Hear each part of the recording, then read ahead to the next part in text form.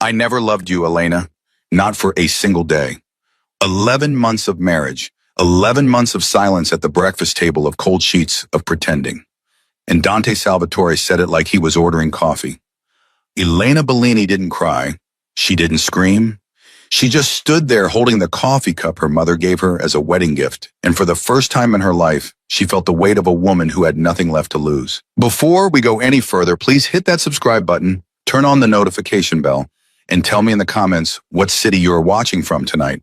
I want to see how far this story travels. Now, let's begin. The coffee cup shattered on the marble floor. Elena hadn't meant to drop it. Her fingers just opened, like her body understood before her mind did. 11 months of marriage and the man sitting across from her at that long, ridiculous dining table had just told her the truth she'd been too afraid to ask about. Dante didn't flinch when the porcelain broke. He didn't even look down at the pieces. He folded his newspaper once precisely the way he folded everything in his life, his shirts, his secrets, his wife, and took a slow sip of his espresso. "Maria will clean it up," he said. Elena stared at him. Her hands were still hovering in the air where the cup used to be. "That's what you have to say to me. What else is there to say? You just told me our entire marriage was a lie, Dante." He finally looked at her. Those dark eyes, the ones that used to make her knees weak at the altar 11 months ago. Now they look like two closed doors. "I told you the truth," he said. "There is a difference." Elena felt something crack inside her chest. Not her heart. Her heart had cracked a long time ago, somewhere around month 3 when she realized her husband slept in a separate wing of the house. No, this was something deeper. This was pride. This was the last thing she had left, and he had just taken it from her over breakfast. "Say it again." Her voice was shaking, but she didn't care. "Look at me and say it again." "Elena." "Say it, Dante." He set the espresso down. His jaw tightened just slightly. It was the first real reaction she'd seen from him in weeks. "I never loved you," he said. "I married you because your father asked me to, because he had something I needed, and because protecting you kept his people loyal to me after he died. That's all this ever was." The silence that followed was the loudest thing Elena had ever heard. Somewhere in the house, a grandfather clock ticked. Maria, the housekeeper, was probably listening from the kitchen. The 2 guards outside the dining room door were almost certainly listening too. Everyone in that house heard the moment Elena Bellini's marriage officially died, and not one of them moved. 11 months, Elena whispered. "I beg your pardon." 11 months, Dante. I have been your wife for 11 months. I sat next to you at your mother's funeral. I held your hand when they lowered her casket. And you're telling me that the whole time I was just insurance. Don't be dramatic. Dramatic. Her voice cracked the word in half. She stood up so fast her chair scraped against the marble, and the sound echoed through the vaulted ceiling like a gunshot. Dante watched her, calm, controlled, the same way he watched his men when they made mistakes. "You told me you would learn to love me," Elena said, "on our wedding night. You sat on the edge of that bed, and you told me, 'Give me time, Elena.' Do you remember that?"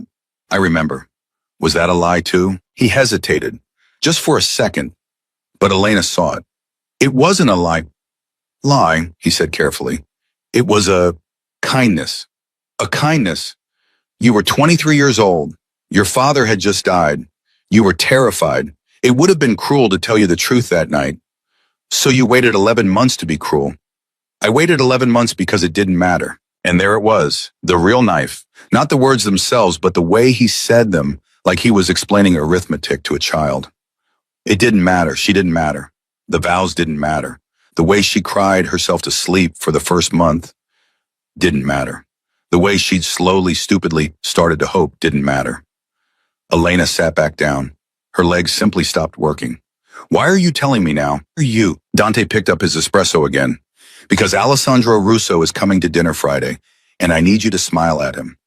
I need you to look like a happy wife, and I don't want you to mistake anything I do in front of him for affection. I thought it was time you understood what this is. So this is a business briefing. This is a courtesy. A courtesy. Yes, Elena, a courtesy. Most men in my position wouldn't have told you at all." Her laugh came out dry and cracked, like something dying in a desert. "Should I thank you, Dante?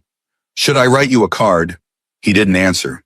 He just finished his espresso, stood up, and buttoned the top button of his suit jacket. He was leaving. He was actually going to walk out of the room after gutting her over a plate of breakfast pastries.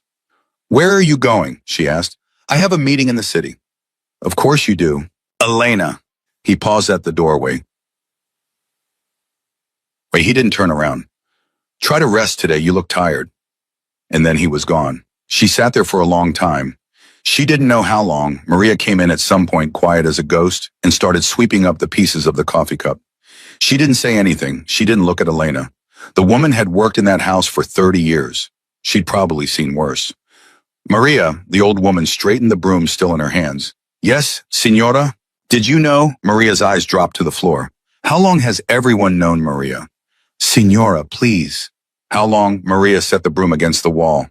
She walked over to Elena, and for just a moment the old woman put her hand on Elena's shoulder. It was the first human touch Elena had felt in weeks. "Since before the wedding," Maria said quietly. "But Signora, there are things you do not know about this family. Things your father did not tell you. You need to be careful, today especially." "What do you mean?" Maria glanced at the door, then she leaned in close. "Your father left something for you, in the safe behind the painting in his old study. Dante does not know about it. He thinks he has everything, but he doesn't. Your father told me if the day ever came, I was to tell you. I think today is the day." Elena's breath caught. "Maria, the combination is your mother's birthday. He said you would know which one." Maria squeezed her shoulder one more time. "Signora, whatever you do with it, be careful. Some truths can kill a person." And then she picked up the broom and kept sweeping as if the conversation had never happened. Elena didn't go to her father's study right away. She went to her bedroom first.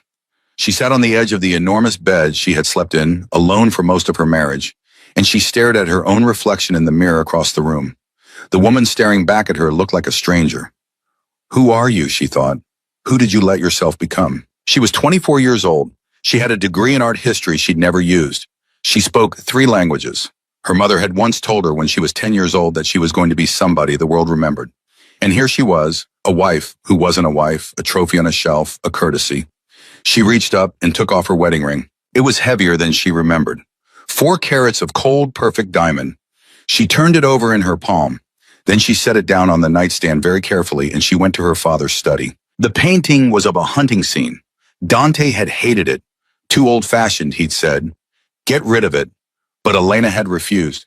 It was the only piece of her father that was still in the house, and she had fought Dante on it the one and only time she had ever fought him on anything. Now she understood why her father had chosen that particular painting. She pulled it away from the wall. The safe was behind it, just like Maria said. Her mother's birthday. Her mother had been born in June 14th, 1962. Elena's fingers hesitated over the dial. He said you would know which one. Her mother had always joked that she'd had 2 birthdays, the real one, and the one on her fake passport from when Elena's father had smuggled her out of Sicily as a young bride. The fake one was September 9th, 1964. Elena tried the fake one first. The safe clicked open. Inside was a manila envelope, thick yellowed at the edges, and a letter with her name written on it in her father's handwriting. Her hand started to shake. She opened the letter first. My Elena, it began. If you are reading this, then I am gone and you have finally seen Dante Salvatore for what he is. Forgive me, my daughter. I knew what he was when I gave you to him. I had no choice. The family I built had enemies that were going to come for you the moment I was buried, and Dante was the only man strong enough to keep you alive. But he was never going to love you, Elena. That was not what I was buying. Inside this envelope is everything I could not tell you while I was living. Routes, payments, names. The parts of the Salvatore empire that even Dante does not know belong to someone else. Your father was not the saint you believed him to be, but I was also not his puppet. I kept insurance, Elena, and now the insurance belongs to you. Use it to be free. Do not try to destroy him. He will win that fight. Use it to walk away. Use it to become the woman your mother knew you could be. I love you, Piccola. I have always loved you, and I am sorry. Papa Elena sat down on the floor of her father's study. She sat there, and for the first time since Dante had said the words that morning, she cried. Not loud, not messy, just steady tears one after another, the kind of crying a woman does when she finally admits to herself that nobody is coming to save her. And then she stopped crying because the letter was right. Nobody was coming to save her. She was going to have to save herself. She opened the envelope. She didn't understand most of what was in it, not at first. There were names she recognized: senators, a judge, a cardinal. There were routes marked with dates. There were bank account numbers in Switzerland and the Caymans. And there was a small leather notebook, the kind her father used to carry in his inside pocket, filled with his tight, precise handwriting. She flipped to the last page, and that was when she saw a name she was not expecting. Salvatore Marco, paid $3.2 million, New York, October 2019. Marco was Dante's father. He had died in October 2019. Officially, he'd had a heart attack in his sleep. Unofficially, Elena had always assumed it was one of the Russos. That's what everyone whispered at the funeral. That's what Dante had told her the one time he'd ever talked about his father at all. But her father had written paid. Her father had paid for Marco Salvatore's death. And if Dante ever found that notebook, if Dante ever learned that Elena's father had been the one who killed his father, Dante would not just stop being her husband. Dante would kill her. Elena closed the notebook very slowly. Her hands were not shaking anymore. She was past shaking now. She was somewhere much quieter and much colder. She looked at her watch. It was 11:47 a.m.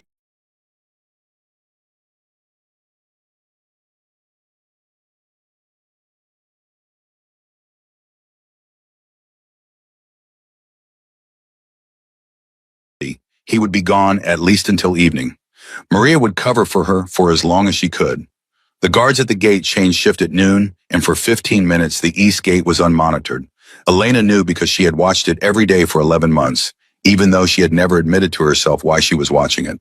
She had 12 minutes. 12 minutes to pack a bag, take the envelope, leave the ring, and walk out of the Salvatore estate for the last time. She went back to her bedroom. She pulled a small leather travel bag out of the closet. She threw in a change of clothes, the small amount of cash she had hidden in her tampon box, $5,000. She had been skimming from the household account for months without knowing why her passport and the locket her mother had given her on her 16th birthday. She stopped at the nightstand. She looked at the wedding ring one more time. And then she picked up a piece of her wedding stationery, the cream-colored paper with Elena Bellini Salvatore embossed in gold at the top, and she wrote 3 words on it. You were right. She folded the paper, set it next to the ring, and she left. Maria was waiting at the servant's door by the kitchen. She had a coat, one of her own, plain black wool, and a scarf to cover Elena's hair. The East Gate, Maria whispered, handing her the coat. There's a taxi waiting on Via Vicenza. Don't tell the driver your name. Don't use your phone. And Signora, yes. Maria pressed something into Elena's hand, a small silver cross on a thin chain. This was your mother's. She gave it to me the day you were born. She said if Elena ever needs it, you give it to her. I think she knew. Elena didn't have words. She just nodded, and she hugged the old woman for one long second, and then she slipped out the servant's door into the garden. The East Gate was 30 yards away. She walked fast, but not too fast. Head down, scarf up. She could hear her own heart in her ears. She could hear the gravel under her shoes. She could hear a gardener somewhere behind her whistling, unaware that the signora of the house was walking out of her marriage with a bag in her hand. She reached the gate. It was unmonitored, just like she'd known it would be. She pushed it open. And for one terrible second, 1 second that stretched out into what felt like an hour, Elena Bellini stood with 1 foot inside the Salvatore estate and 1 foot on the street, and she thought, what if I can't do this? What if I'm not strong enough? What if he finds me? And then she thought about Dante's voice that morning. It didn't matter. She thought about 11 months of sleeping alone. She thought about her father's letter. She thought about her mother who had once told her that she was going to be somebody the world remembered. She stepped through the gate. The taxi was exactly where Maria had said it would be. The driver didn't say anything when she got in. He just looked at her in the rearview mirror, and he nodded once, and he pulled away from the curb. Elena watched the Salvatore estate shrink behind her through the back window. The tall iron gates, the cypress trees, the long white driveway where 11 months ago she had walked in a wedding dress, a stranger on her father's arm, 23 years old and terrified and hopeful. The gate swung shut. She didn't know it yet. The taxi was still turning the corner. The driver was still silent. Her hands were still clutching the silver cross in her pocket, but she would never see those gates again. Not from the inside. And somewhere in a restaurant in the city, Dante Salvatore was sitting down at a corner booth across from a man he needed to impress, glancing at his watch, expecting his wife to be at home.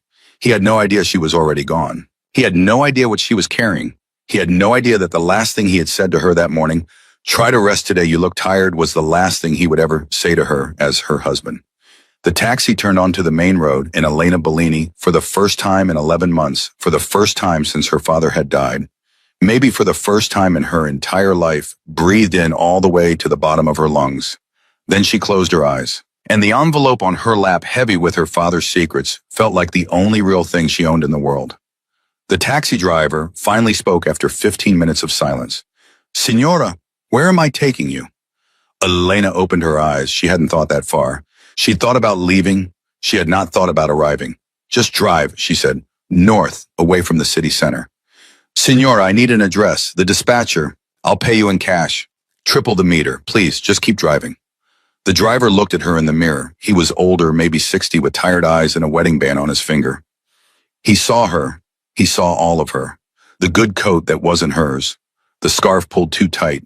The shaking hands clutching a leather bag in her lap.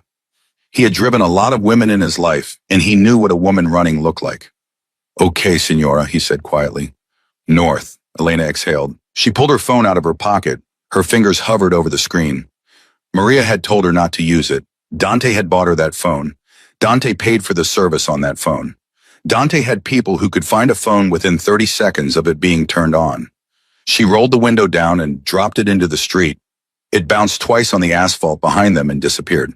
"Signora," the driver said, raising his eyebrows in the mirror, "I don't want to be found. Whoever you're running from, Signora, are they dangerous?" Elena almost laughed. "Yes." "How dangerous?" "You don't want to know." The driver was quiet for a moment. Then he reached under his seat and pulled out a second phone. An old one, a flip phone with a scratched screen. He handed it back to her without looking. "Prepaid," he said. "No name. I keep it for emergencies. You take it." "Why would you do that for me?" "Signora, 30 years ago, my sister married a man who told her she was lucky he was willing to have her. One night she ran. Nobody helped her. They found her in a ditch outside Bergamo 3 days later." He met her eyes in the mirror. "So today I help you. That's why." Elena's throat closed. "Thank you," she whispered. "Don't thank me yet. Tell me where I'm taking you, and let's see if we can get you there alive." Across the city, Dante Salvatore was laughing. It was a rare sound. His men at the table noticed it, the way his shoulders loosened, the way the skin around his eyes crinkled. Alessandro Russo had just told a story about his grandson, 3 years old, who had tried to pay for gelato with a wedding ring he had stolen off his grandmother's dresser. Dante was laughing because it was a good story. He was laughing because the meeting was going well. He was laughing because Russo had just agreed in principle to a truce that Dante had been working toward for 2 years. He was laughing because for exactly 43 minutes he had forgotten about the conversation at breakfast. Then his phone buzzed on the table. Dante glanced down. It was Maria. The laugh died on his face. Maria did not call him. Maria had never called him. In 11 months of marriage, the housekeeper had never once picked up a telephone to speak to Dante Salvatore directly. She communicated through the butler, through notes left on his desk, through small nods when he passed her in the hallway. If Maria was calling him, something was wrong. "Excuse me," he said to the table. He stood up and walked to the corner of the restaurant. "Maria, what is it?" "Signore." Her voice was shaking. "I'm sorry to disturb you. I went to bring the Signora her lunch, and she's not in her room. She's not in the house." Dante went very still. "What do you mean she's not in the house?" "I've looked everywhere, Signore. The garden, the library, her father's study." "Her father's study?" Maria paused a second too long. "Yes, Signore. She wasn't there either." "Maria," his voice dropped an octave. "When was the last time you saw her?" "This morning, Signore, after breakfast. She went upstairs to her room. She said she had a headache." "What was she wearing?" "A cream dress, the one you bought her in Milan." "Has she taken a bag?" "Signore, I don't know. I didn't check her closet." "Check it now." There was silence on the line. Footsteps, a door opening, the sound of hangers sliding. And then Maria's voice, small and careful, the voice of a woman who had rehearsed this exact moment. "Her travel bag is gone, Signore, and her passport." Dante closed his eyes. "Signore, call the gate. Ask them who left the house today." "Already did, Signore. They say no one left through the main gate. The east gate. It's unmonitored during the shift change, Signore." "I know when it's unmonitored, Maria." His voice was now so quiet it was almost gentle, which was the most dangerous sound Dante Salvatore ever made. That's the point. That's why I asked. Yes, signore. I'm sorry, signore. Maria. Yes. Did my wife say anything to you this morning? Another pause. No, signore. She was quiet. Quiet. Yes, signore. Dante opened his eyes. He looked at Alessandro Russo across the restaurant, who was waiting for him to come back to the table, and he raised one finger 1 minute, and Russo nodded understandingly. Maria, listen to me very carefully. You are going to stay in the house. You are not going to call anyone else. You are not going to tell anyone what you told me. If my wife comes back, you tell her I love her and I am on my way home. Do you understand? Yes, signore. Good. He hung up. He stood there for 10 seconds, his hand flat against the wall, and he breathed. In through the nose, out through the mouth, the way his father had taught him to breathe when he was 12 years old and about to kill his first man. Then he walked back to the table. Gentlemen, he said, I apologize. A family matter. I have to go. Elena was in a motel room in a town whose name she had not bothered to memorize. The driver had dropped her at a truck stop 40 miles north of the city. She had paid him in cash 1,000 euros, which was 3 times what they had agreed on, and she had walked across the parking lot to a dingy little motel run by an old woman who didn't ask questions when Elena handed her another 300 euros and said she wanted a room for a week. Name for the register. Anna, Elena said. It was her mother's name. Anna Conti. The old woman wrote it down without looking up. Room 14, round the back. Ice machine is broken. Don't flush paper products. Elena locked the door behind her. She locked the chain. She pushed the dresser in front of the door because she had seen someone do that in a movie once, and she didn't know what else to do. Then she sat on the edge of the bed, and for a long time she didn't move. Her father's envelope was on the nightstand. She didn't open it right away. She was afraid of it now. She had read one name in that notebook, Salvatore Marco, and it had changed everything she thought she knew about her father. What else was in there? What else had he been hiding? How many other names? How many other ghosts? Her stomach growled. She hadn't eaten since breakfast, and she had barely eaten breakfast. She didn't remember the last time she had eaten a real meal. Probably yesterday, probably before Dante had come home in that terrible mood and locked himself in his office and not come out until morning. She went to the window. She pulled back the curtain 2 inches. The parking lot was empty except for her driver's taxi, which was long gone, and a single truck idling at the edge of the lot. The driver of the truck was smoking. He didn't look at her window. He didn't look at anything in particular. But Elena watched him for a full minute anyway because she was learning already that every stranger was now a possibility. The flip phone the driver had given her buzzed. Elena jumped. She stared at the phone. It buzzed again. Nobody had this number. Nobody should have this number. It was supposed to be an emergency phone, a burner, a clean line. She picked it up. Hello. Signora, it was the driver. I just wanted to make sure you got inside okay. She sagged against the wall. Yes, I'm inside. Good. A pause.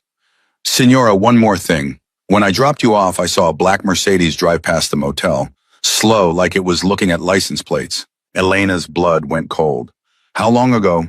5 minutes. I went back to check. It's gone now. But Signora, I think you should move tonight, not tomorrow.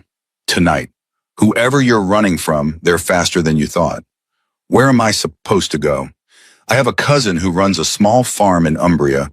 He asked no questions. I already called him. He can keep you for a few days. I can come get you at midnight if you want. Elena closed her eyes. She didn't know this man. This man could be anyone. This man could already be on Dante's payroll. For all she knew, the whole thing, the phone, the cousin, the story about his sister could be a trap. Dante had half the drivers in the city on his payroll. Why wouldn't he have this one too? And yet the man had given her a phone, and yet the man had cried real tears in the mirror when he told her about his sister. And yet Elena was learning this the hard way, and fast. At some point you had to decide whether you were going to die alone in a motel room being careful, or whether you were going to trust a stranger and at least try to live. Midnight, she said. Room 14. Come around the back. Flash your headlights twice. Yes, signora. And what is your name? I don't even know your name. Paolo, he said. Paolo De Luca. Paolo, she swallowed. Thank you. Midnight, signora. Be ready. Dante stood in his wife's bedroom, and he knew. He didn't need to see the note yet. He didn't need to see the ring on the nightstand. He knew the moment he walked in the way a dog knows a house is empty. The air was wrong. The smell was wrong. Elena's perfume, that soft jasmine thing she wore, had already started to fade, which was impossible, which was a trick his mind was playing on him, but he knew. Then he saw the ring. 4 carats of perfect diamond sitting on the cream-colored paper with her name at the top. You were right. 3 words. He read it 3 times. And on the 3rd time, he felt something that he had not felt in a very long time, something he had not allowed himself to feel since the day his father died. He felt afraid, Smith, not of losing her. Dante Salvatore did not lose things, and he certainly did not fear losing a wife he had just told 12 hours ago that he did not love. No, he was afraid of something much more specific and much more terrible. He was afraid because he had married Elena Bellini for a reason. He had married her because her father, Giovanni Bellini, the old lion of the North, had something. Something in a safe somewhere. Something nobody could find after Giovanni died, no matter how many rooms they tore apart, no matter how many floorboards they pulled up. Dante had been married to Elena for 11 months, and one of those months he had spent carefully, systematically searching her father's study while she was out. He had never found it. And if Elena had found it and taken it with her, Matteo, he shouted. His second-in-command appeared in the doorway within 3 seconds. Yes, boss. The study, her father's study. Check the safe. What safe? Behind.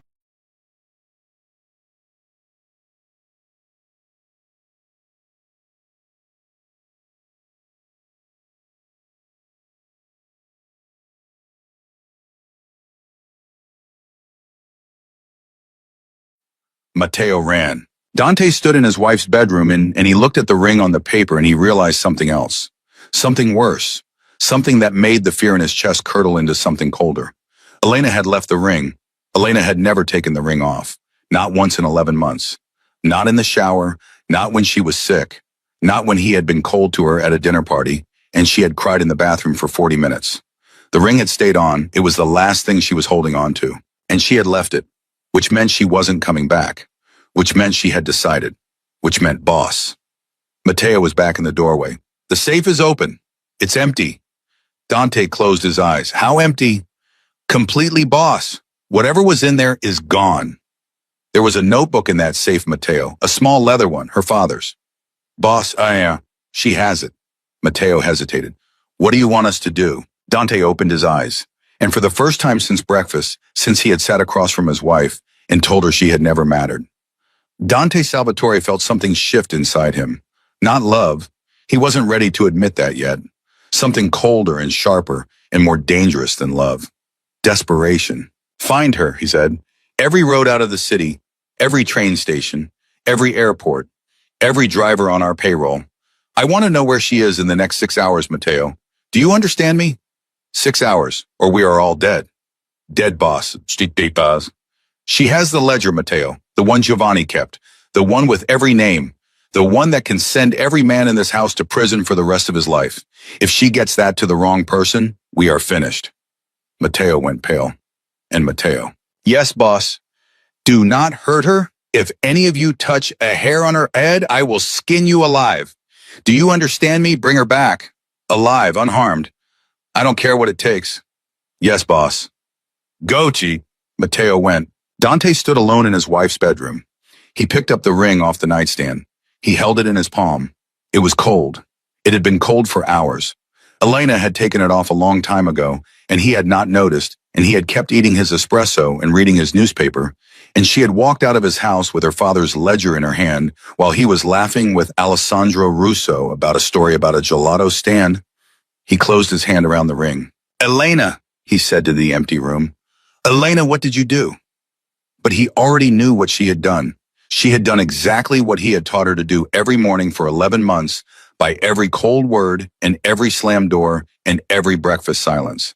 She had stopped loving him, and now she was going to survive him. At 11:53 p.m., Elena heard the flash of headlights through her motel curtain.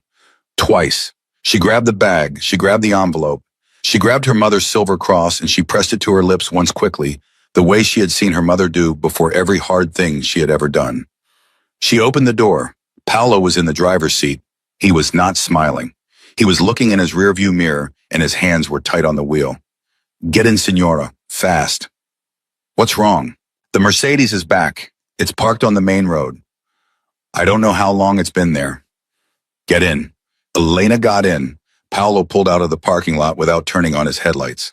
He took a back road Elena hadn't known existed, a narrow dirt track behind the motel that cut through a vineyard and came out on a country road 2 miles away. His hands were shaking on the wheel, so were hers. Paolo, look at me. Who are they?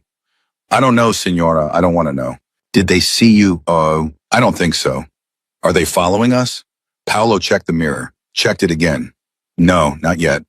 Not yet. Signora, please, let me drive. Just let me drive. Elena looked down at the envelope in her lap, her father's ledger, her father's roots, her father's names. The one name she had seen, Salvatore Marco, paid $3.2 million, and the dozens, maybe hundreds of names she had not seen yet. She had no idea what she was carrying. She had no idea how many men in how many countries would kill her for it. And somewhere behind her in a house she would never see again. Her husband, the man who had told her he never loved her. The man who had broken her in half over breakfast was sitting in her bedroom holding her wedding ring, and he was learning for the first time in his life what it felt like to lose something he had not known he owned. Elena did not know any of that. All she knew as Paolo's old taxi bumped down the dirt road in the dark was that she was still alive, and that for tonight at least was going to have to be enough. Enough to get her through the night. That was all Elena could ask for now. Paolo drove without speaking for almost an hour. Elena didn't push him.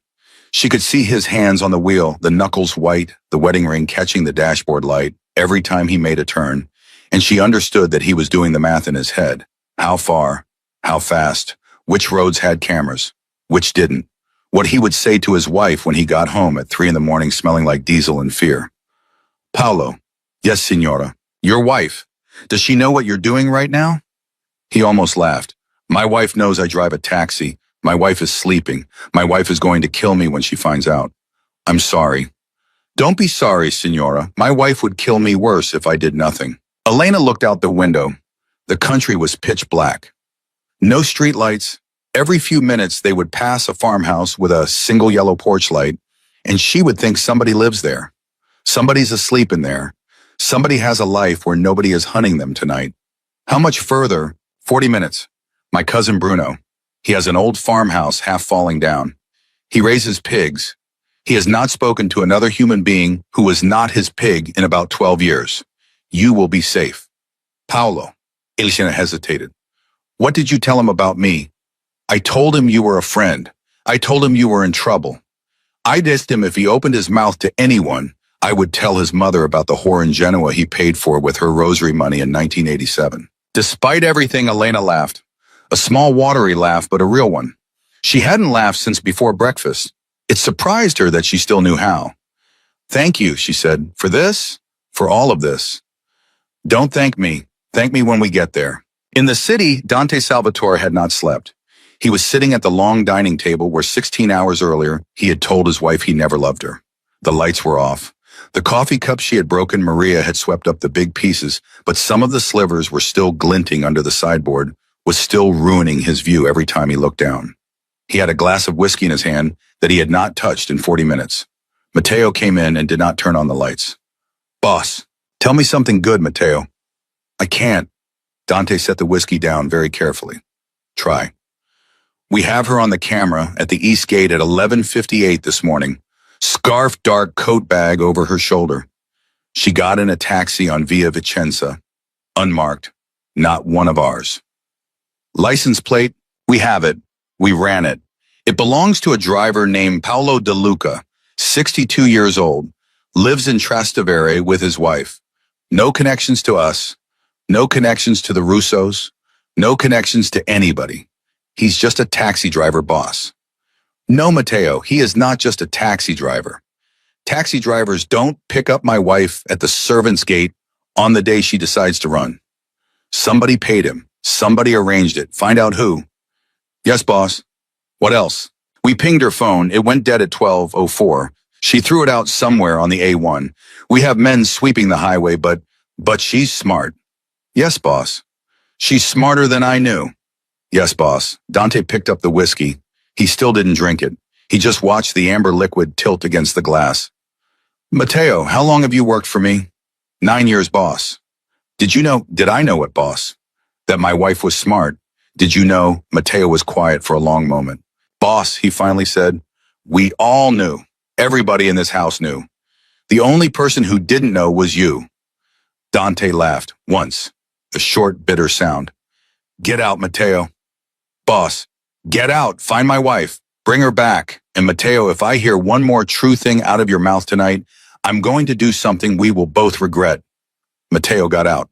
Dante sat alone in the dark dining room with the whiskey he was not drinking and the ring in his pocket and the slivers of coffee cup shining under the sideboard. And for the first time in his entire adult life, Dante Salvatore wondered what the hell he had done. Paolo's cousin Bruno lived in a house that looked like it had given up on itself sometime during the last war. The roof sagged. The shutters hung crooked.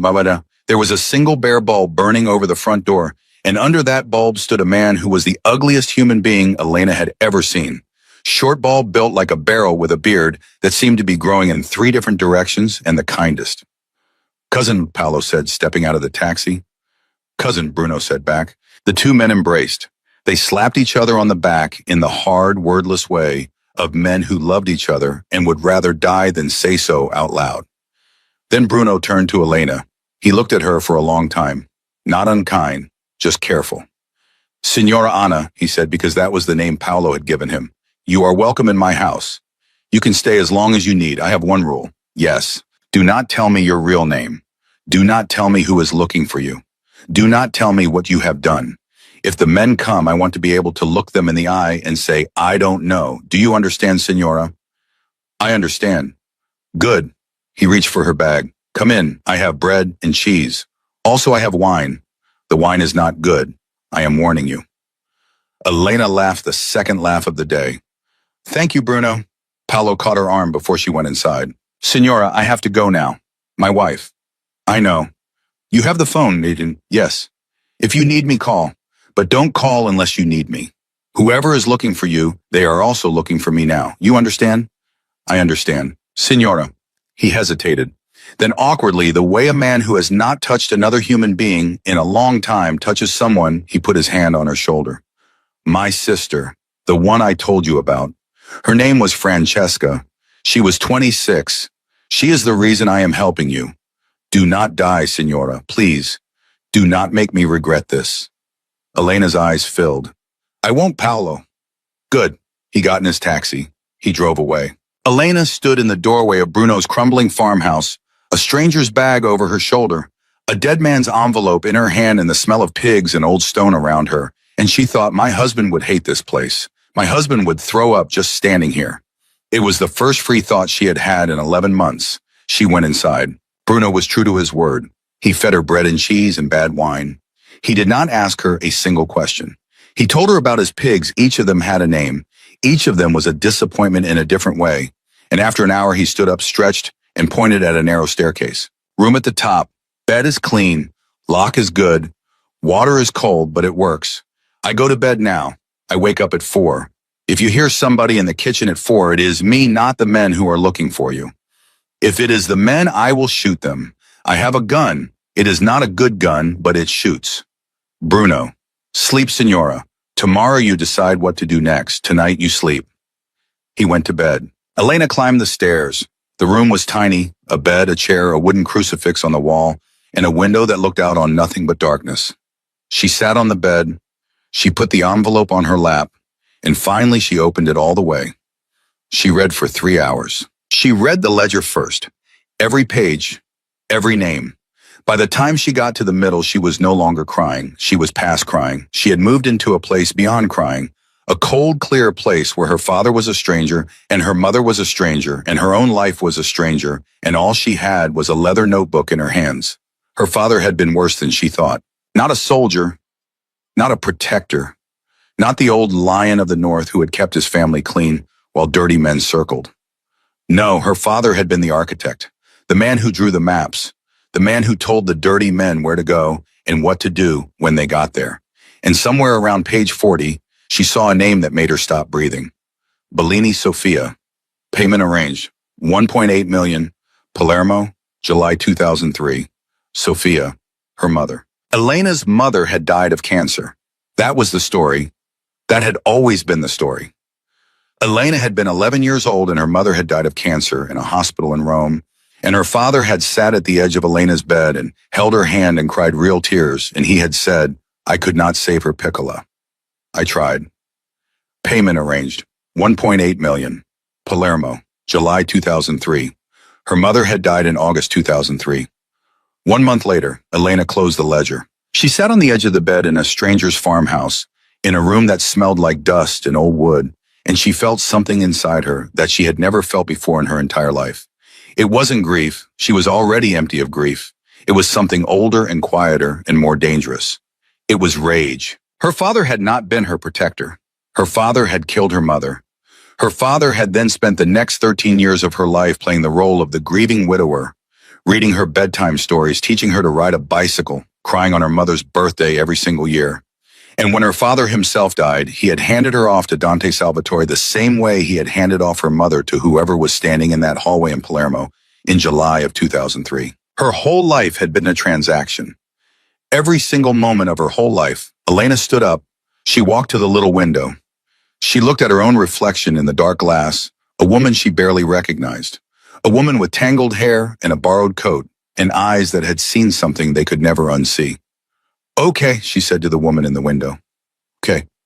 She did not know exactly what she was going to do next, but she knew for the first time in her life that she was going to stop being somebody other people did things to. She was going to start being somebody who did things back. At 3 a.m, Dante finally drank the whiskey. He drank it in one long swallow, and he set the glass down on the dining table and he took out his phone. He scrolled through his contacts. He stopped at a name he had not called in 4 years. A woman's name. Not a lover. Worse than a lover. Vittoria, his sister. He had not spoken to Vittoria since their father's funeral. Vittoria had walked out of the church in the middle of the service, and she had told Dante on the steps that she hoped he choked on their father's empire the same way their father had choked on it, and she had gotten into a cab and disappeared. She lived in London now. She had a life. She had a husband who was a doctor, not a criminal. She had 2 children whose names Dante did not know. She was the only person left in the world who had known Dante before he was Dante Salvatore. He called her. She picked up on the 7th ring. It is 3 o'clock in the morning, his sister said. Somebody had better be dead. Vittoria. Silence. Dante. Don't hang up. Give me one reason. My wife is gone. There was a very long pause on the line. Dante, his sister said, and her voice had changed. It had softened, not with pity, but with something harder to name. I want you to listen to me very carefully. I have been waiting for this phone call for 11 months. Did she leave a note? 3 words. You were right. Oh, Dante. His sister actually laughed, a short, exhausted laugh. Oh, you stupid, stupid man. What did you do? I told her the truth. Which truth? That I never loved her. Did you mean it? Dante opened his mouth, and for the first time in 16 hours, for the first time since he had sat across from Elena, with his espresso and his folded newspaper, he tried to say yes, and the word did not come out of his mouth. Vittoria. Did you mean it, Dante? I don't know. You don't know. Vittoria, I don't know. His sister was quiet for a very long time. When she spoke again, her voice was quieter than he had ever heard it. Dante, listen to me. Whatever you have done to that girl, whatever your men are doing right now to find her, stop. Do you understand me? Stop. Call them off. Let her go. If you loved her even a little, even the smallest piece, you will let her go. I can't, Vittoria. Why? She has something. Another long pause. Oh my God, Dante, she has the ledger. How do you know about the ledger? Because I am not an idiot, Dante. Because I lived in that house too before you. Because I saw Papa's face every time Giovanni Bellini's name came up for 15 years. Because everybody in the family knew Giovanni had something on us. Everybody except you. She laughed again, and it was not kind. You married that girl for the ledger, and you didn't even know what you were married to. Vittoria. Dante. What do I do? His sister took a long, slow breath on the other end of the line. Dante, she said, for the first time in your life, you are going to have to choose. You can have your empire, or you can have her. You cannot have both. And if you try to have both, you are going to lose both. Do you understand me? Dante did not answer. Dante, I understand. Do you, though? Do you really, Well, yes, Vittoria. Then choose. I can't choose yet. I don't know where she is. Then find her. Not with your men, not with your guns. Find her yourself. Go to her and tell her the truth, the real truth, the one you have been lying to yourself about for 11 months, and then let her decide. And if she walks away, then she walks away, Dante. Then you let her walk. That is what it means to love somebody. And maybe, just maybe, that will be the first actual loving thing you have ever done in your entire pathetic life. She hung up. Dante sat in the dark dining room with the phone still against his ear, listening to the silence where his sister had been. Then he stood up. He walked out of the dining room and down the hall and up the stairs to his wife's bedroom. He stood in the doorway. He looked at the unmade bed, the cream-colored paper on the nightstand, the closet door still standing open from where Maria had checked for the travel bag. He walked to the closet. He ran his hand along the hangers. Her dresses, her coats, the clothes he had bought her, the clothes she had chosen herself, the clothes she had worn on the bad days and the good days and the empty days in between. In the very back, he found something that stopped him cold, a small wooden box. He took it down. He opened it. It was a stack of letters. Not love letters, not his letters, her letters. Letters Elena had written to him in her own handwriting over 11 months and never given him. The first was dated 2 weeks after the wedding. Dante, today you didn't come home. I waited for you at dinner. I am writing this so that someday when you love me, I can give it to you and we can laugh. He read the next one, and the next one, and the next. They got shorter. They got harder. They got more honest. The last one was dated 3 weeks ago. Dante, I don't think you are ever going to love me. I think I have to stop waiting. I am trying to figure out how. Dante sat down on the floor of his wife's closet. He sat there for a long, long time with his wife's letters in his lap and his wife's ring in his pocket. And he cried for the first time since he was 12 years old, for the first time since his father had told him that Salvatore men did not cry. He cried quietly. And somewhere 40 miles away, in a tiny farmhouse on a pig farm in the middle of nowhere, Elena Bellini was sitting at a narrow window with her father's ledger on her lap making a list of names, a list of men she was going to destroy. And at the very top of the list in her own careful handwriting was the name Dante Salvatore. She did not know yet that he was sitting on the floor of her closet crying. She did not know yet that he had read her letters. She did not know yet that somewhere in the middle of the night, something inside the coldest man she had ever met had finally cracked. All she knew was that she was going to burn his whole world down.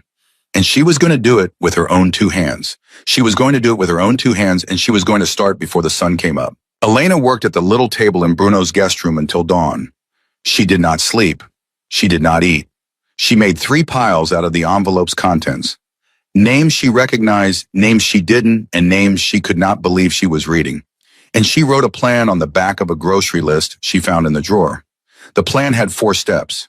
Step 1, get the ledger out of Italy. Step 2, get herself out of Italy. Step 3, find a journalist who was not on the list. Step 4, stay alive long enough to see step 3 through.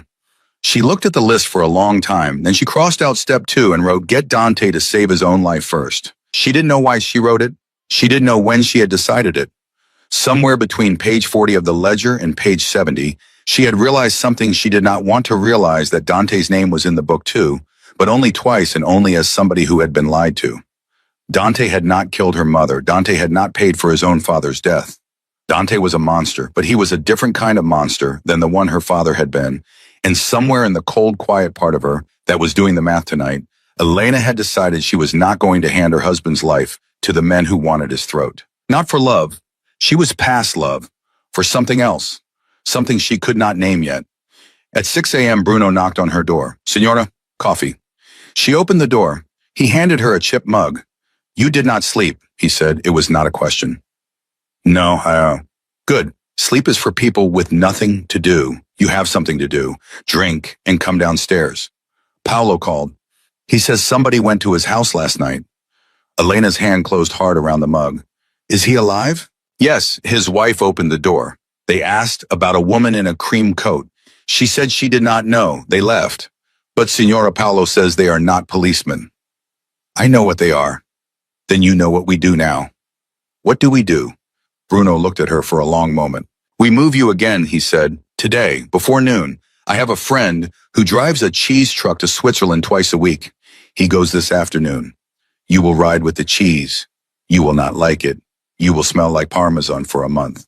but you will be in a different country by tonight. Elena stared at him. Bruno, why are you helping me? He shrugged. Paolo asked. Paolo never asks. That's not enough, Signora. He smiled for the first time since she had met him. It was a bad smile. 2 of his front teeth were missing, but it was real. I raise pigs. All day I watch things be used up.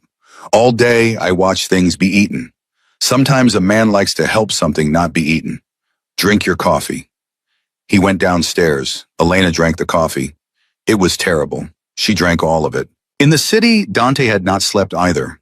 He had read every one of his wife's letters 3 times. He had put them back in the wooden box carefully in the order he had found them in. He had carried the box with him downstairs. He had set it on the dining table next to the coffee cup slivers. Then he had called Matteo. Boss, Matteo, I need you to call off the men. There was a silence on the line that Dante had never heard from Matteo before. Boss, say that again. Call them off, all of them. Tell the drivers, tell the trains, tell the airports. Stand everybody down. I don't want her found. Boss, the ledger. I know about the ledger. Boss, if she... Matteo, do you trust me? Yes, boss. Then do what I am telling you to do. I will deal with the ledger myself. You stand the men down. You stand them down in the next hour.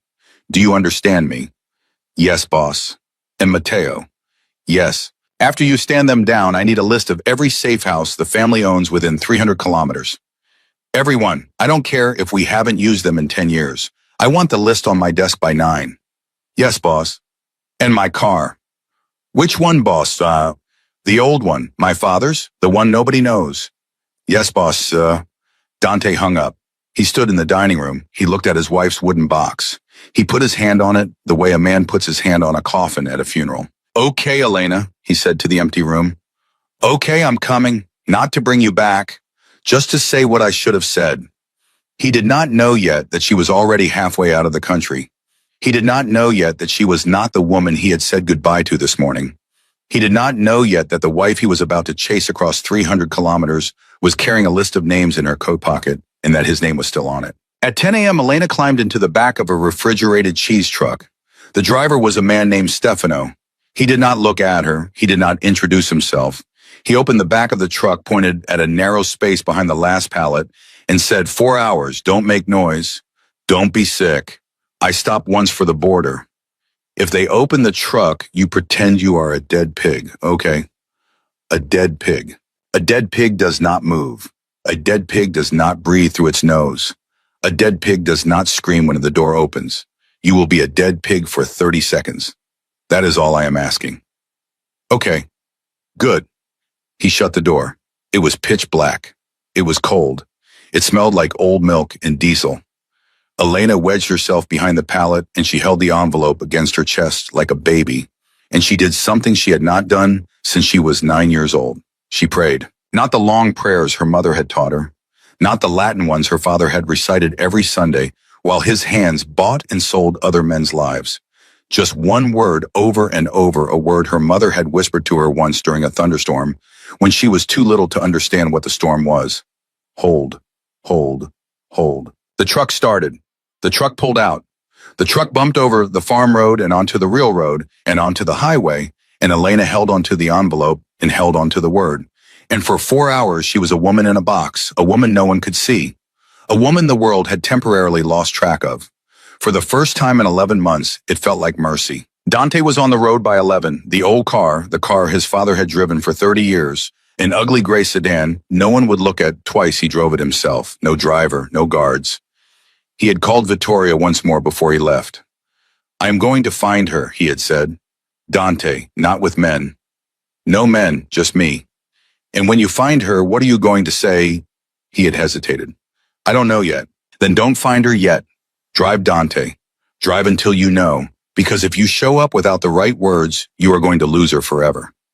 He had hung up on his sister. She was right. She was always right. He hated that she was always right. He drove north. He did not know why north. Something in him, maybe a husband's last surviving instinct, maybe just a guess, told him she would go north. North was Switzerland. North was a border. North was the direction a woman runs when she is done running in circles. He stopped at a truck stop 2 hours outside the city for gas. He sat in the car for 20 minutes with the engine off.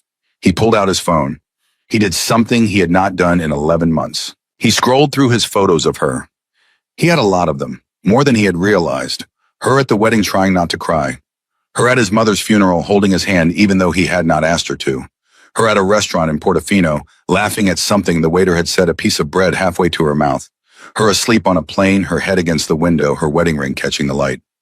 He stopped at a photo he did not remember taking. She was in their kitchen. She was in one of his shirts. He had not known she wore his shirts, and she was making coffee, and she had not known he was there. She was smiling a tiny private smile at nothing, at the coffee pot, at being alive in his house at 7 in the morning. She looked happy. She looked like a woman who was trying to be happy. The date on the photo was 4 months old. 4 months ago, he had walked into the kitchen, seen his wife smiling to herself in his shirt, taken a picture he did not remember taking, and walked right back out without saying good morning to her. He put his phone down. He put his forehead on the steering wheel. "Elena," he said to no one. "Elena, I am so sorry." And he meant it.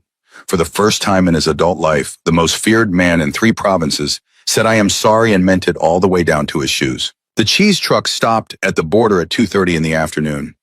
Elena heard the voices before she heard the knock. Stefano joking with the guard board joking back. Something about a football match. Something about a wife. Normal life. Normal men. Normal afternoon. Then the knock. "Open the back, Stefano. Routine." Routine? Since when is there a routine? Since this morning. Everybody is opening today. Somebody rich is missing somebody. Just open it. Elena stopped breathing. She pressed herself against the back wall of the truck. She wedged the envelope under her coat. She closed her eyes. Dead pig, dead pig, dead pig. The back door opened. Cold light flooded the truck. "Cheese," Stefano said. "I can see that." "A lot of cheese." "I can see that too, Stefano. Move the pallet. Let me look behind it." Elena heard the pallet move. She heard it scrape against the floor of the truck. She heard the guard's boots step up onto the lip. Hold, hold, hold. The guard's flashlight passed over her face. She did not move. She did not breathe. She did not open her eyes. There was a long, long second where Elena Bellini's entire life hung by a thread. And then, "Stefano, your truck smells like death." "It's cheese, you moron. That's how cheese smells." "It does not smell like cheese. It smells like a dead animal." "There is no dead animal. Look, look, a pallet of Parmesan, a pallet of provolone, my grandmother's leftover prosciutto for my cousin in Bern. You are wasting my time. You are wasting your time. Go find someone actually suspicious." A pause, and then the guard laughed. A short, tired laugh.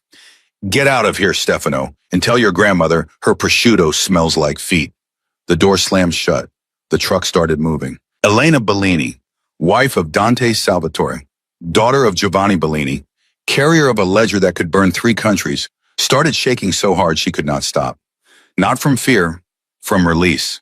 From the fact that she had just been one breath away from being dragged back into her old life, and the one breath had held. She was in Switzerland. She was free. For about 45 minutes. Dante was 2 hours behind her. He did not know that. He did not know anything. He was a husband driving north on a hunch in a car his father had left him with his wife's wedding ring in his pocket and her letters on the passenger seat. He stopped at every gas station. He showed Elena's photo to every cashier. Not like a cop, like a husband. "Have you seen her, please? She's my wife. She left last night.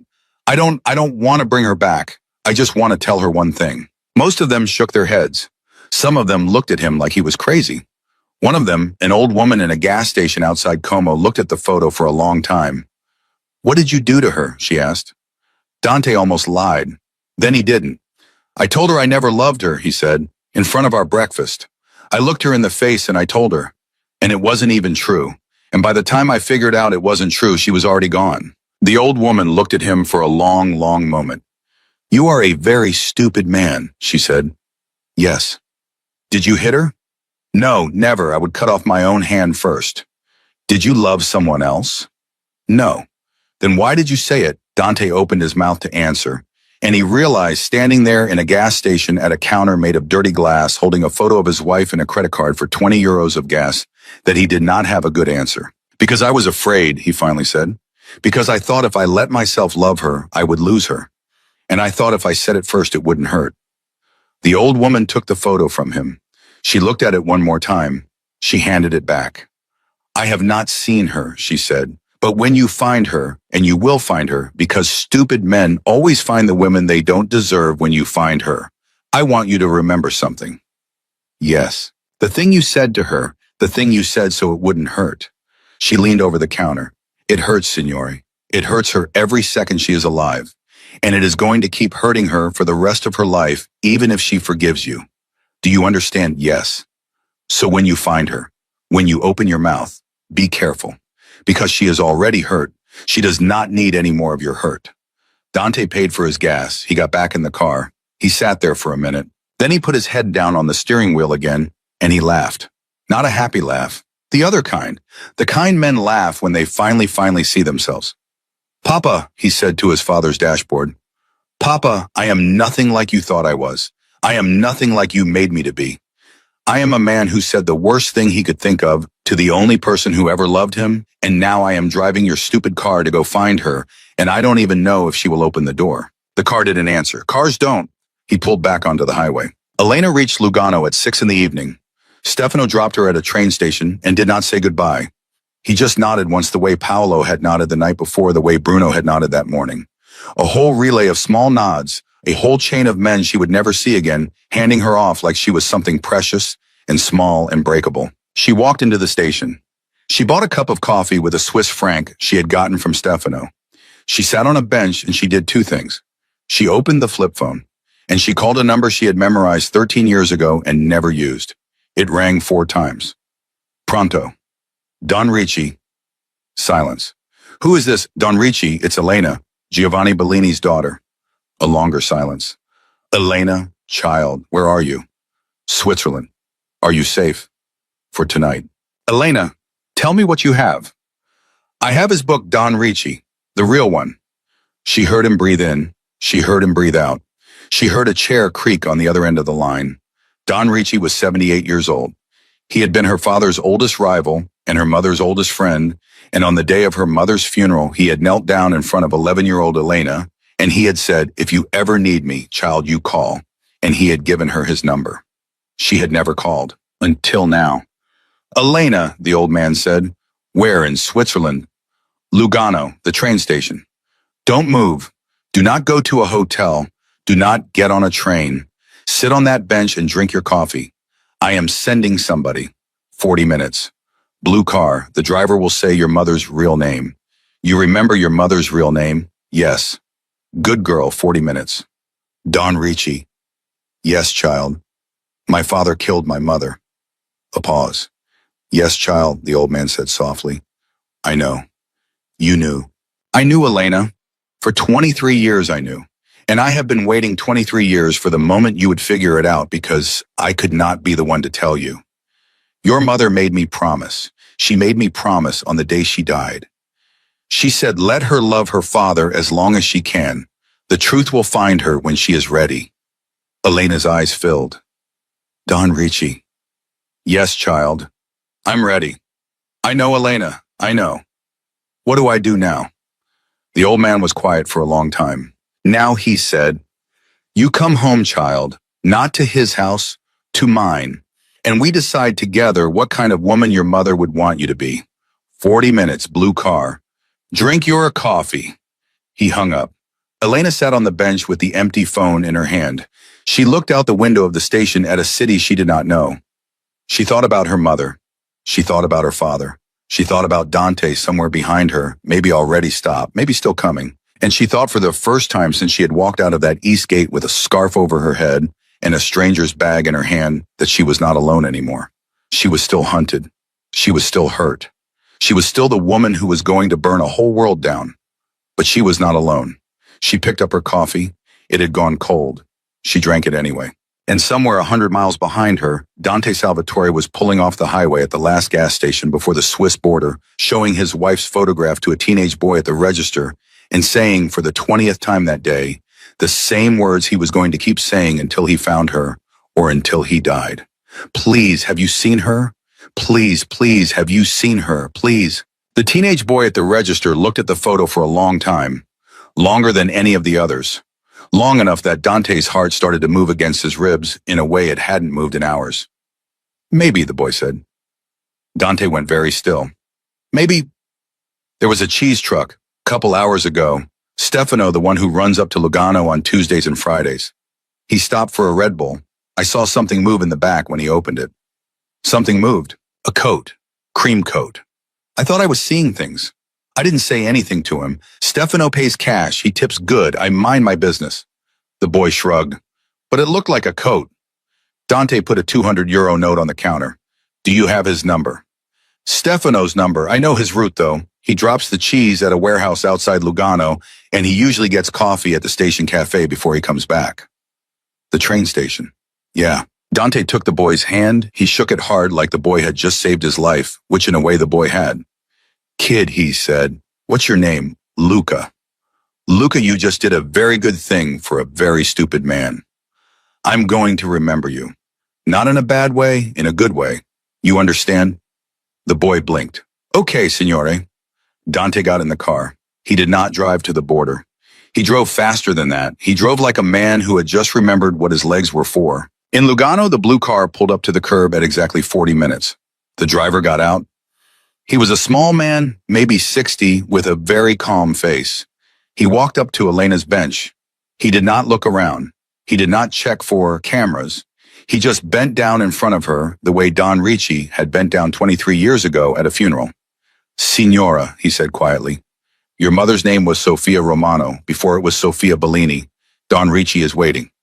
Elena stood up. Thank you, she said. Don't thank me, Signora. Thank her. He opened the door. She got in. He pulled away from the curb in the train station where she had just sat for 41 minutes drinking cold coffee, slid away behind her like something she had dreamed. How long is the drive, she asked. 30 minutes. He has a house on the lake. It is not on any map. Nobody knows about it. You will be safe tonight. Is he alone? No, Signora. His daughter is with him, and his doctor. He is not well. Elena's hand went to her chest. How unwell? 3 months, maybe less. That is why he said yes when you called. He has been waiting for your call for 23 years, Signora. He was afraid he would die before you made it. Elena closed her eyes. For a moment in the back of that quiet blue car, she let herself feel something she had not let herself feel in 2 days. Not fear, not rage, not the cold strategic quiet of a woman making a list of names. Just grief. Just the plain human grief of a girl who had lost her mother twice, once to cancer, and once to the truth, and who was now about to lose the only man left alive who had loved her mother before she was a wife or a widow or a ghost.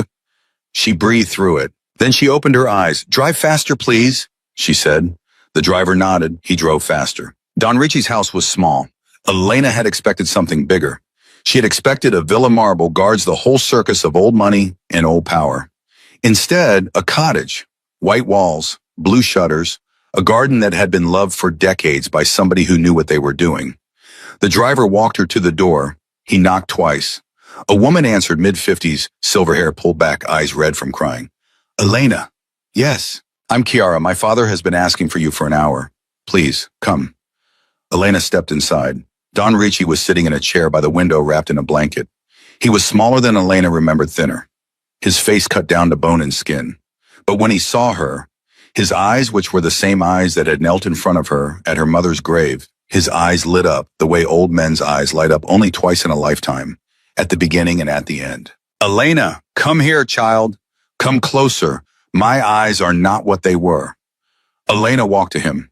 She knelt in front of his chair, the way he had once knelt in front of her. He took her face in both his hands. You have your mother's mouth, he said. Do you know that you have her exact mouth? I used to tell your father, I said, Giovanni, that mouth is going to tell you the truth one day, and you are not going to like it. He laughed, and the laugh turned into a cough, and Chiara stepped forward, but he waved her off. I am fine, Elena. Show me the book. Elena took the envelope out of her coat. She placed it in his lap. He opened it with hands that shook a little. He flipped through the ledger. He flipped to the page about her mother. He stopped there. He looked at it for a long time, and then very gently he closed the book and he handed it back to her. Your mother knew, he said. What? Your mother knew, Elena, the week before she died. She found out. She came to me. She told me, Richie, my husband is going to kill me. I know it. I have seen his eyes. And I told her, Sophia, come with me. Right now. Bring Elena, I will hide you both. And she said no. Why? Because he would have found you, child. He would have hunted you to the end of the world. Sophia knew. She chose. She chose to let him do what he was going to do so that he would never ever look at you the way he looked at her. And she made me promise, Elena, that I would watch you. Not close. Not where anybody could see. Just from far enough that I would know if you needed me. Elena was crying now, openly, without dignity. The way she had not cried when Dante had said those words over breakfast, the way she had not cried when she had read her mother's name in the ledger. She loved you, Don Ricci said. She loved you more than her own life. Literally, child. Literally more than her own life. Do you understand what I am telling you? Yes. Good. Now, tell me about your husband. Elena wiped her face. He's coming, she said. How do you know? I don't. I just know. He's coming.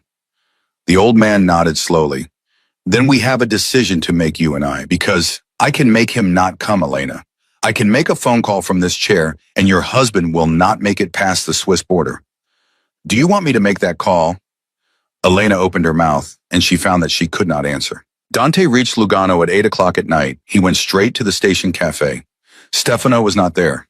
The woman behind the counter remembered him, big Italian man, cheese trucks, drinks, 2 espressos, always tips and coins, but she had not seen him since 4 in the afternoon.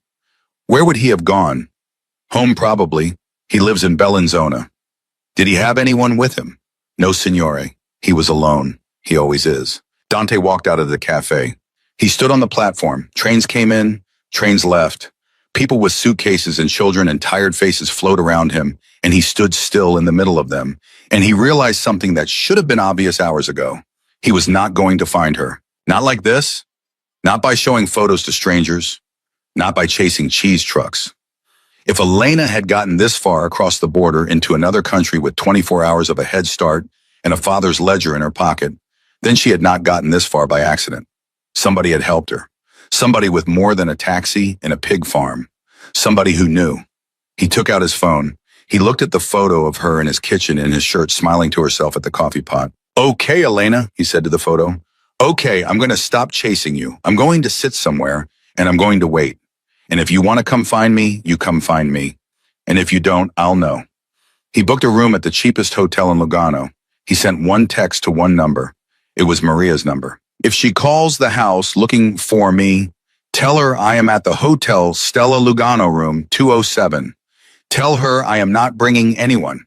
Tell her I am not going anywhere. Tell her I will wait. Then he turned off the phone. He did not turn it back on. Don Ricci's phone rang at 9:30. He answered on the second ring. He listened for a long time. He said, "Are you sure?" He listened again. He said, "Thank you, Maria. Yes, she's here. She's safe. God bless you."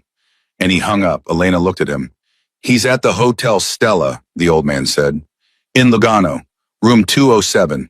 He came alone. No men, no phones. He told his housekeeper to tell you where he was, and then he turned his phone off. He is sitting in that room right now waiting for you." Elena stared at him. "Maria called you." "Maria has been calling me for 11 months, child. I asked her to. The day you got married, I sent word to her. I said, if anything ever happens to that girl, you call me, and you call me first." He shrugged. "Old men have their ways. So you've been watching from far enough away, the way I promised your mother." "Yes." Elena laughed, a short, bewildered laugh. "My whole life," she said, "has had more people in it than I thought." "Elena, listen to me. This is the moment your mother was preparing you for without you knowing. You have 3 choices. Option 1, I make the phone call. Your husband is a dead man by morning. You inherit his empire through the widow's clause your father put in your marriage contract. Yes, child, there is one. He was not a fool, and you burn it to the ground from the inside. Slow, legal, clean. Option 2. Option 2, you publish the ledger. You give it to the journalists. The whole world burns, including everyone in this book, including me, including your husband, and including possibly you. It is the most honest option. It is also the most likely to get you killed. Option 3. The old man looked at her for a long, long time. Option 3, he said, you go to the Hotel Stella, Room 207, you look him in the eye, and you tell him everything. The ledger, your mother, your father, all of it. You let him be for 1 hour a husband instead of a mafia boss. And then you decide not based on what he said over breakfast yesterday, but based on what he says to you tonight, whether he lives or dies. Don Ricci, Elena, I am not telling you to forgive him. I would never tell you that. Forgiveness is not mine to ask for, and I think maybe it is not yours to give. I am telling you that your husband is sitting in a hotel room with his phone off alone, and that is the first honest thing that man has done in his entire adult life.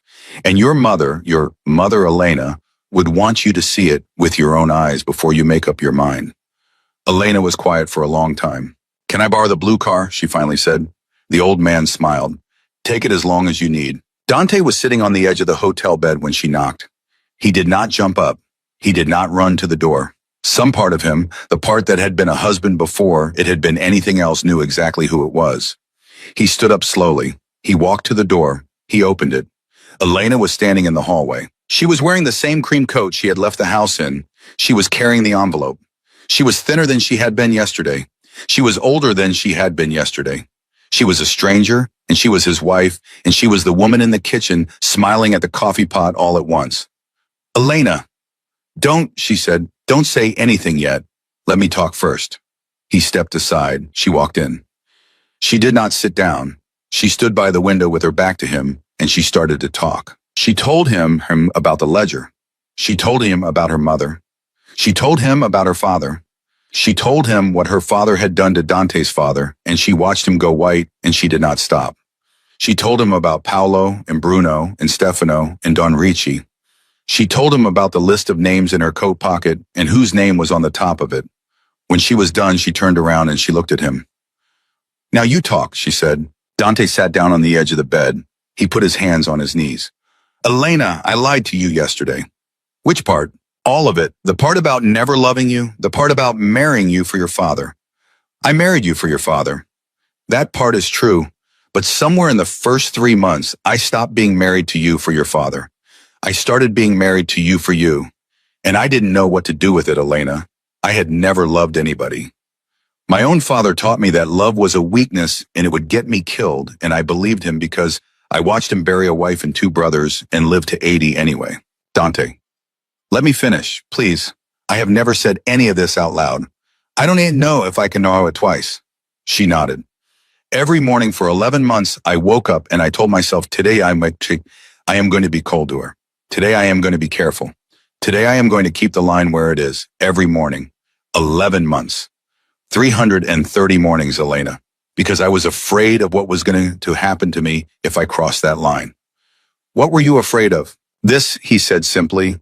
I was afraid of this. I was afraid that one day I would say something stupid and you would leave, and I would find out that I was a man who could not live without his wife. And I was right, Elena. I was right about all of it. I just didn't know I was right until you were gone. Elena did not sit down. She did not move. She stood by the window and she watched him say it and she watched him mean it, and she did not say a word for a very long time. Then she said, "It's too late, Dante." He nodded slowly. He did not argue. He did not beg. He just nodded the way a man nods at a doctor who has told him something he already knew. "I know," he said. "Do you, I think so. I think I knew the minute I read your note." My note was 3 words. It was enough. She came away from the window. She sat down across from him on the little chair by the desk. She put the envelope on the bed between them. "Here is what is going to happen," she said. "I am going to leave this envelope with Don Ricci. He will keep a copy in a safe place. If I die in any way that is not natural, a car accident, a robbery, a fall down the stairs, he will publish it. The whole thing, every name, including yours. Okay. In exchange, you will not come looking for me. You will not send men. You will not call. You will not write. You will live your life and I will live mine. And if we ever meet again by accident in a restaurant or an airport, you will nod at me like a stranger and you will keep walking." Okay. You are agreeing very fast, Dante. I am agreeing because you are right. I am agreeing because I lost the right to have an opinion about you yesterday morning. I am agreeing because if letting you go is the only loving thing I get to do in my entire life, then I am going to do it correctly. Elena's eyes filled. She did not let the tears fall. One more thing, she said. Anything. I want you to leave the empire. He stared at her. Elena, not for me, not for us, for you. Because if you stay in that house, in that chair, in that life, if you keep being the man your father made you, then everything we just said in this room is a lie. You will go home and you will be cold again by morning. And I am not going to spend the rest of my life looking over my shoulder waiting to see if you meant it. Where am I supposed to go? I don't know, Dante. Somewhere where nobody calls you boss. Your sister has been waiting for you for 4 years. Start there. He was quiet for a long time. Okay, he finally said. Okay. Okay, Elena, I'll leave it. I'll give it to Matteo. I'll go to London. I'll eat dinner with my sister's children whose names I don't know. I'll learn their names. I'll be a different man. I don't know if I can do it, but I'll try. I'll try because you asked me to. She stood up. She picked up the envelope. She walked to the door. And at the door with her hand on the handle, she turned around one more time and she looked at him. The man she had married. The man who had broken her. The man who had chased her across a country to sit in a hotel room alone with his phone off because it was the only honest thing he knew how to do. Dante. Yes. I loved you, she said. For 11 months I loved you. I wanted you to know that. Not because it changes anything, because it's true. He closed his eyes. Elena, he said, I am going to love you for the rest of my life. I know, she said, and then she walked out. She did not look back. She walked down the hallway, down the stairs, out of the hotel, and into the blue car where Don Ricci's driver was waiting with the engine running. She got in. She closed the door. She held the envelope on her lap. Where to, Signora? The airport, she said. Any flight, anywhere that isn't here. Yes, Signora. The car pulled away from the curb. Elena did not cry. She did not turn around. She did not take one last look at the hotel window. She just put her hand in her coat pocket and she found her mother's silver cross and she held it in her palm the whole way to the airport. 6 months later, in a small bookstore in Buenos Aires, a woman with short dark hair sat behind the counter reading a newspaper in Spanish. The headline said that a major Italian crime family had collapsed overnight and after the voluntary resignation of its head, a man named Dante Salvatore, who had reportedly turned state's witness and disappeared into protective custody.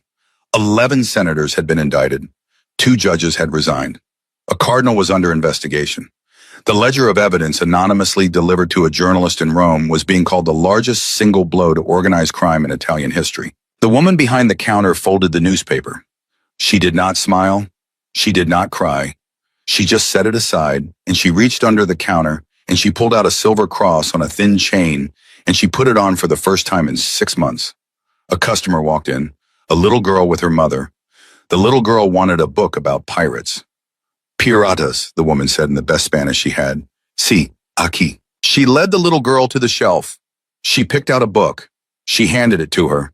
The little girl smiled up at her, toothless and delighted, and for 1 second, Elena Bellini, no Anna Conti, no a woman who had finally earned a new name for herself, for 1 second, she smiled back, and it was the first real smile of her entire life.